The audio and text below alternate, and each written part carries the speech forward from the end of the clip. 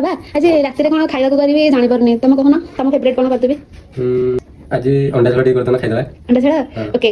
तुम एठी बसी था मु करी आनुछे ओके ओके रोसई को जाय गलानी अंडा सीधा बसई जी आज टाटियर पानी दे जी मसला सब जाक तरकारी करे पूर्व पानी पकई की देले ग्रेवीटा भलो हो हो एमिता कथा कि हम सांगवान देखै तो को मसला पकई अपन अंडा रेसिपी करछन्ते एटा जी चिकन मसला आगे चिकन मसला हम पकेला 2 चम्मच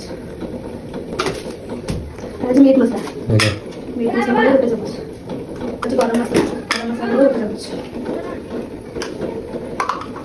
आज हळदी